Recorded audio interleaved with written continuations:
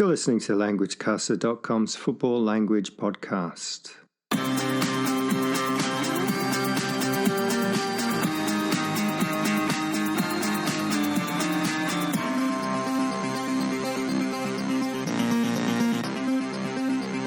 Hi there, everyone. Welcome to the LanguageCaster.com's Football Language Podcast. This is a show for all those who love the beautiful game of football and who want to improve their English.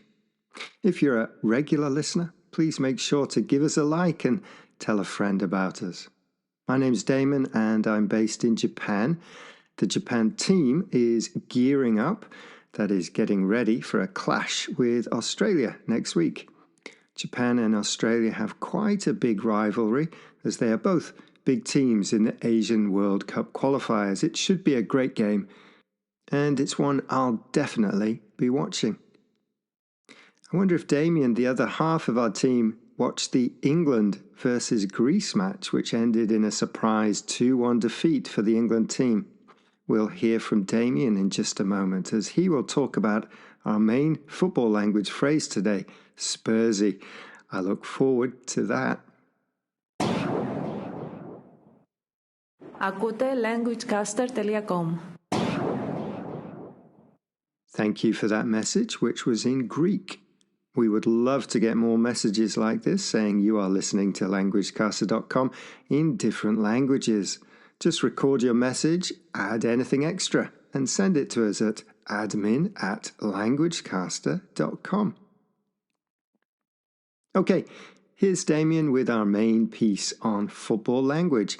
He's going to talk about the word Spursy, what it means, and how it's used in football.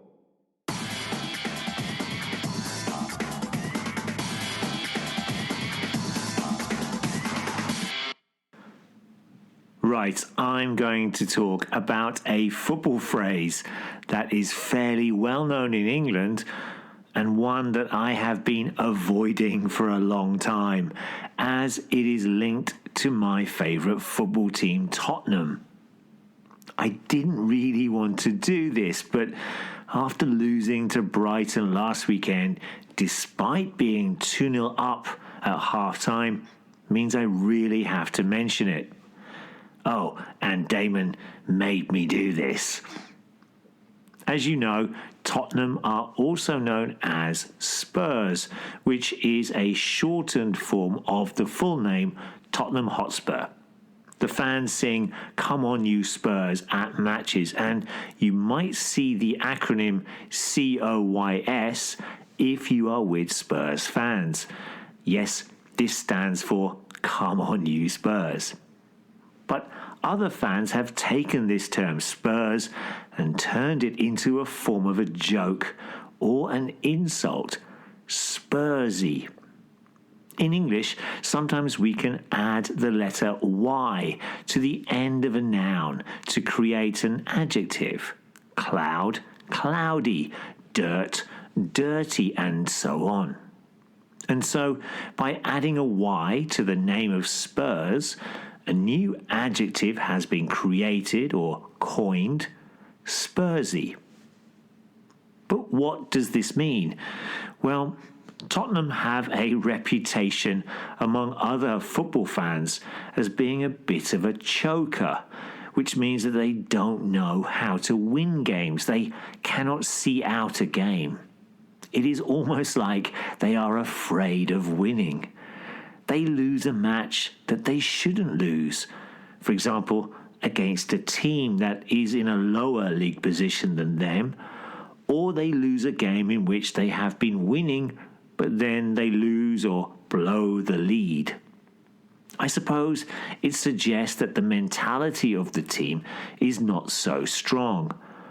I can understand this for this season, as they are a very, very young squad, but it has happened so frequently down the years that even Tottenham fans wonder whether the club mentality is wrong.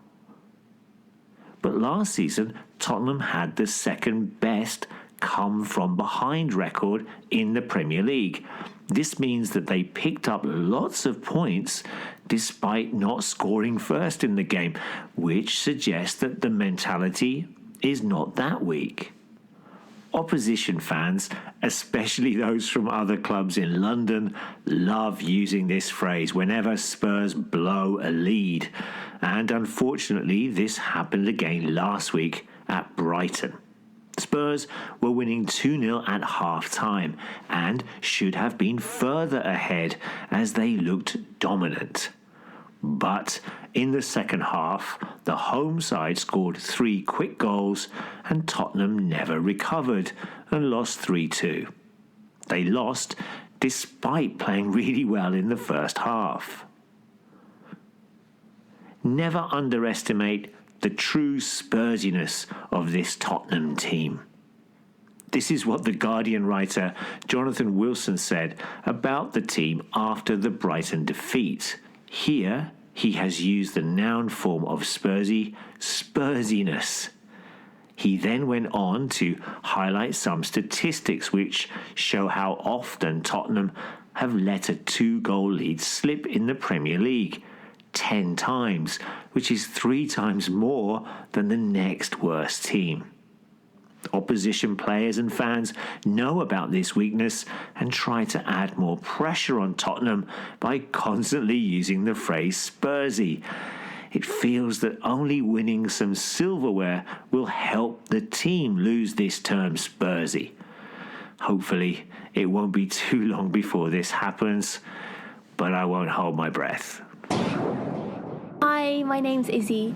I'm a fan of Dulwich Hamlets FC, and you're listening to languagecaster.com.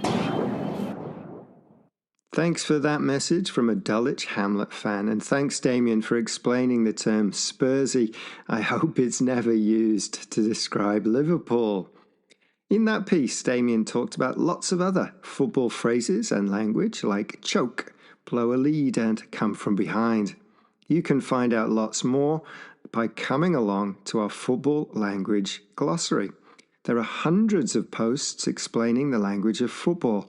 Let us know some interesting phrases in your language too by sending us a message at admin@languagecaster.com. شما دارید گوش میدید به languagecaster.com. Yes, you are listening to languagecaster.com. Thank you for that message, which was in Persian. Next up, we'll take a look at our predictions table.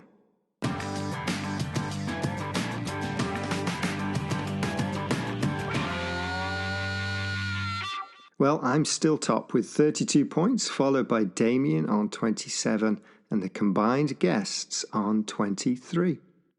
This week we have games from the European Nations League, Belgium v France, Croatia v Scotland, and Finland v England. An Asian World Cup qualifier, Japan versus Australia. 2 World Cup qualifiers in CONMEBOL, which see Brazil take on Peru and Uruguay host Ecuador. Let's see what Damien thinks. Right, I need to get some points to catch up with Damon.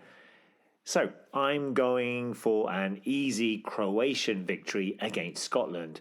Maybe 2-0. And I'm also going for a 1-1 draw between Belgium and France. Both those games in the Nations League. I also think in the same competition, England will bounce back and defeat Finland 4-0.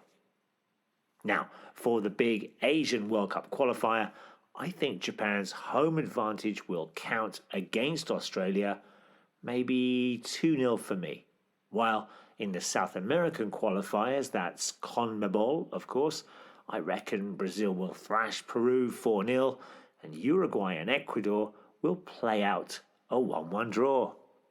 Yeah, I think those scores are going to get me some points next week. We'll see, Damien, we'll see. Our guest this week is Tracy, a Lowestoft Town FC fan. She agrees with Damien on the results of all the European matches, predicting a win for Croatia over Scotland, but 2-1. She also agrees that Belgium v France will be a draw, but she thinks there'll be more goals and has gone for 2-2. Damien went for a 4-0 win for England in Finland, and Tracy also thinks there'll be 4 goals, but thinks the result will be a 3-1 win to England. As for Japan versus Australia, Tracy thinks it will be tighter than Damien's 2-0 win, with Japan winning 1-0. She has a comfortable 2-0 win for Brazil over Peru. The only result she disagrees with Damien on is the Uruguay versus Ecuador match. She predicts a 1-0 win for Uruguay. Let us know what you think by posting here or on our forum page. We'd love to hear from you if you have any comments about the show or questions about the language of football.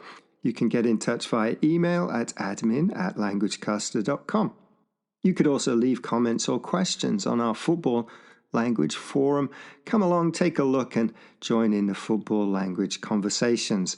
You can also find us on YouTube, where you can find lots of our podcasts with transcripts included. We would really appreciate it if you give us a like, recommend us to friends, or send us a message. Du lyssnar på languagecaster.com. Cheers for that message, which was in Swedish. Send us you are listening to languagecaster.com with your name in your language, and we will add it to our show. Thanks everyone for listening today. Enjoy all the football this week, and we'll be back next week with some more football language. Ta-ra!